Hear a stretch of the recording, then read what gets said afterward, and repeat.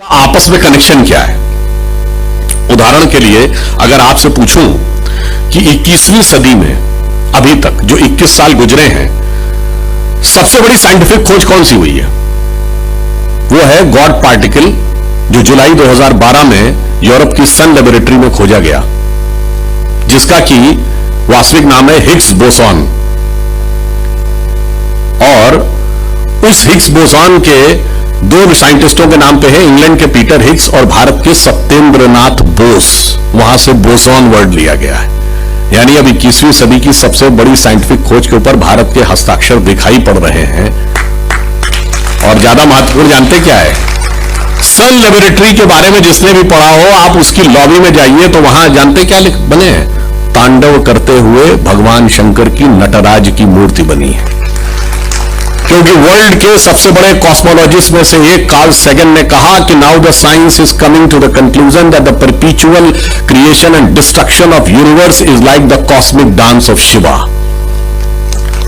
अब आप यूं समझिए कि जिस क्षण आप इस बात का विचार करते हैं, कुछ लोगों को लगता होगा ना, अभी प्रधानमंत्री जी ने जब काशी में कॉरिडोर का, विश्वनाथ कॉरिडोर का उद्घाटन किया, तो जब आपका सर श्रद्धा से भगवान शंकर के आगे झुकता है, तो श्रद्धा का वह बिंदु उत्तर में अमरनाथ से भी जुड़ जाता है, दक्षिण में रामेश्वरम से भी जुड़ता है, पश्चिम में सोमनाथ से भी जुड़ता है, पूर्व में मल्लिकार्जुन से भी जुड़ता है, नेपाल के काठमांडू से भी जुड़ता है, पाकिस्तान के कटास राज्य से भी जुड़ता है, और यूरोप की सन लेबोरेटरी से भी जाके जुड़ता है।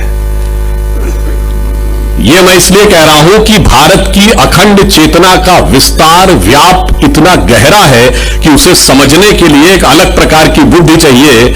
और इसलिए सन लेबोरेटरी का मैंने क्यों उल्लेख किया? उसमें गॉड पार्टिकल की बात कही। हम दुनिया के इकलौते देश हैं जिसके पास पार्टिकल का ज्ञान भी है, जिसके पास गॉड का भी ज्ञान है। तो हम उन दोनों का रास्ता निकालने की क्षमता रखते हैं। इसलिए मैं अंत में सिर्फ यह कहता हूं कि आप सब नया जीवन, नए स्वरूप में कदम रखने जा रहे हैं स्नातक की यह उपाधि लेकर, मगर ध्यान रखिए कि हमें उस नए भारत का निर्माण करना है। स्वतंत्रता का यह अमृत महोत्सव, जो माननीय प्रधानमंत्री जी ने कहा है कि जब हम शताब्दी मनाएंगे 2047 में, तो भारत एक नए स्वरूप में आना चाहिए। आप ही वो पीढ़ी हैं, ये मिलेनियम जनरेशन, जो उस शताब्दी के समय भारत में महत्वपूर्ण स्थिति में होगी।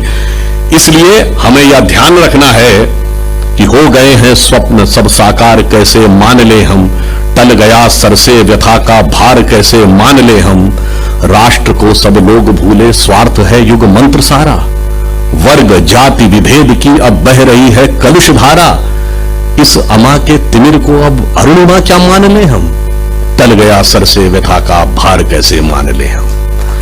इसलिए यह भी ध्यान रखिए कि हमें किस रूप में आगे बढ़ना है। स्वराज्य, स्वतंत्रता 47 में मिली थी, स्व नहीं था।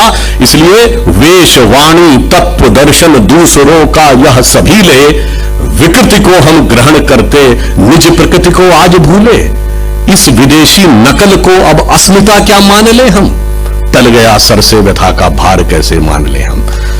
इसलिए अटल जी की इस पंक्ति से समाप्त करता हूं। स्वतंत्रता मिली है, 75वां वर्ष है, परंतु याद रखिए हमने बहुत कुछ प्राप्त भी किया है। स्वतंत्रता को सार्थक करने कमर कसे, बलिदान करें, जो पाया उसमें खो न जाएं, जो खोया उसका ध्यान करें।